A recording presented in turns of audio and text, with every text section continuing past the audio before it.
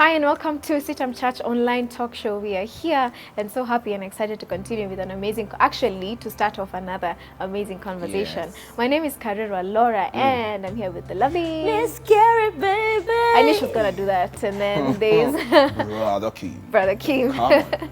All right, and so today, I really loved what we talked about last week. So good. Thank you so much, Kerry, Thank you, guys. for that. That was powerful. Yeah, it really was. The daughter of Mugambi is very passionate about Oh it. my of God. Hey, I'm like, I just hey, find so much si confidence. ufanye, anaweza fanya kakos cardiology. I just find so much confidence in that, in just knowing Wow. That's good. whose daughter you are. That tells you empowered. Labda budake I think alikuwa so. In serikali, God. labda years ago. My dad was serikali. Yeah, guy, he is, anyway. yeah.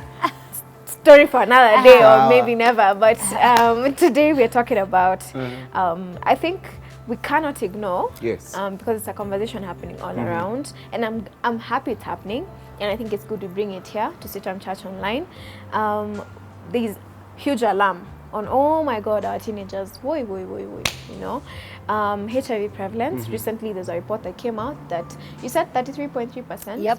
Of the new man. infections, Yes. cases of infections are among teenagers, Girls. girls, yeah. teenage girls, and then it goes hand in hand with pregnancy. And most of the times, if they get to find out their status when they go for their prenatal Yes, care. tests.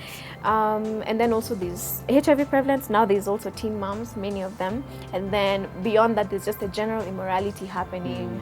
House parties, nini, Yes. is gonna happen, and we get to see them. For Na me, Christmas season ndio hii. you know, Imeanza kuingia. Yeah. Kananuka. yeah. For me, to start us off on this conversation, one, I honestly think that it's not anything new. It's just,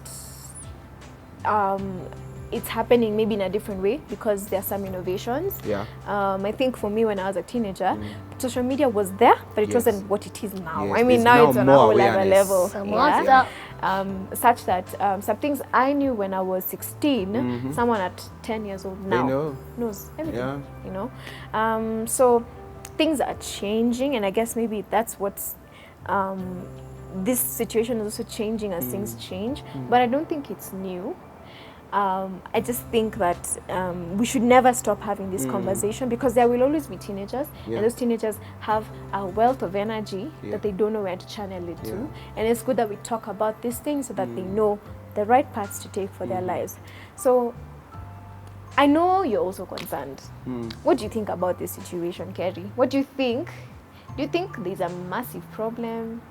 I think the biggest problem we have in Who's this at fault? sector is denial.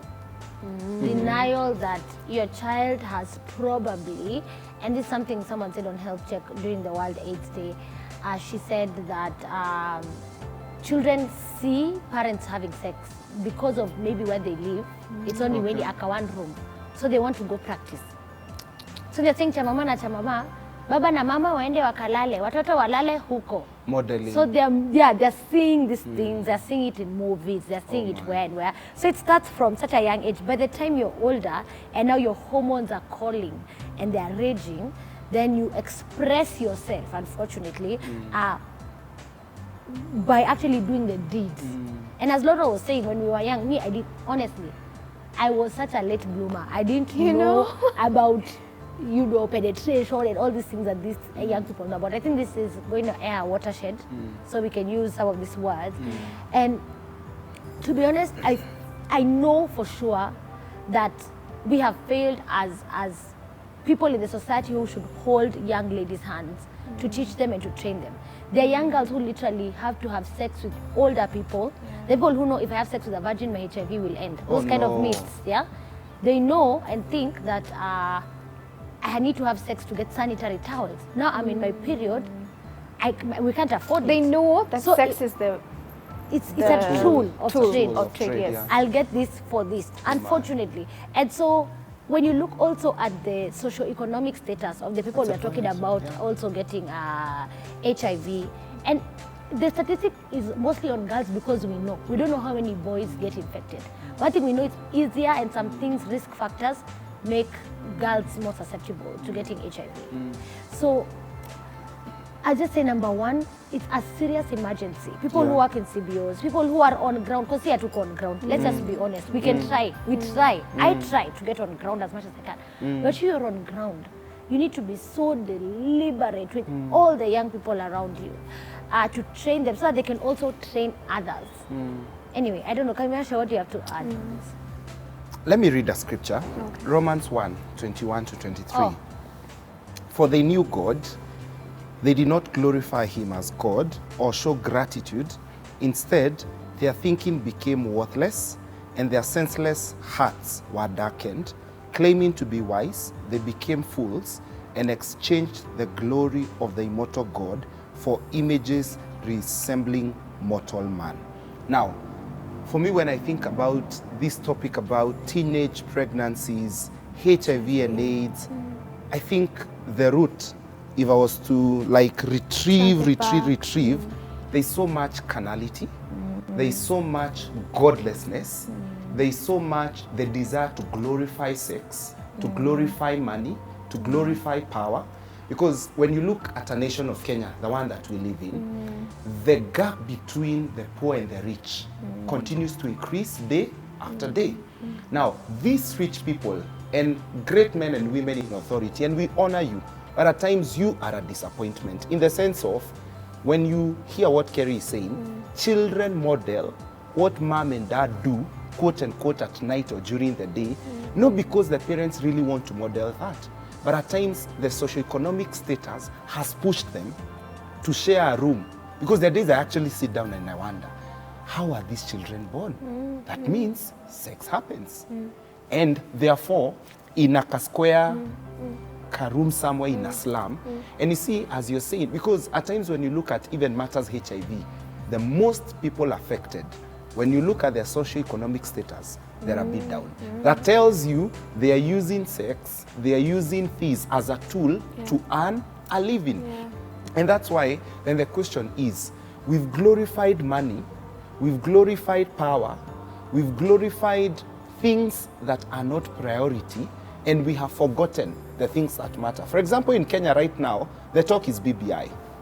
Unfortunately, think about the doctors who are dying because they do not have PPEs. PPEs are being held in storage. Yes. 5.9 billion about what allegedly is being held in storage as investigation is going on. That's a point. While doctors and don't people have. die.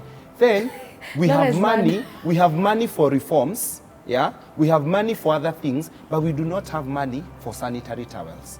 Because it's so unfortunate I don't even that right understand now a why girl we have to buy must buy it. pads. That's a point. And condoms are free.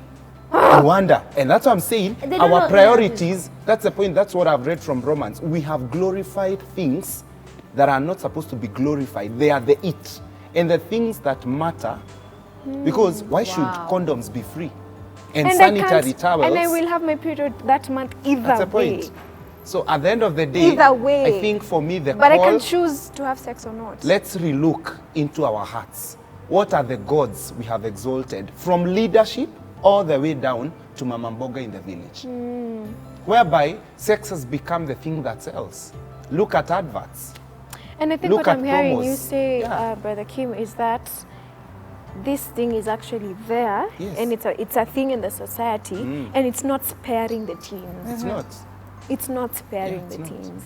And it won't spare them. Because by teenagehood, you're no longer like 5 or 3, where you still have some things done for you. Now you know how to feed yourself, you know how to move about, you know how to think for yourself. At this age, you're already, I remember when I was 12, 13 is when I started to like question my faith and get to a place of owning it for myself. And now it's no longer a thing of mom and dad took me to church. So if at 12, 13, I'm thinking about faith in those lines, you can imagine what I'm also thinking about these other things. You start to have an autonomy and independence in your thinking and everything.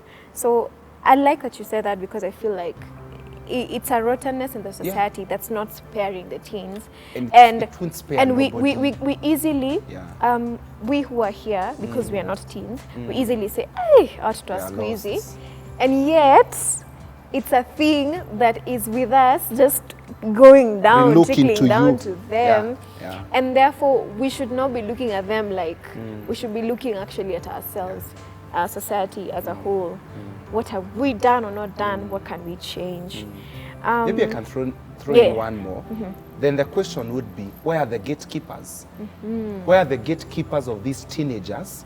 Whereby as a mom, you can confidently ask your daughter, where have you been? Whom have you been with?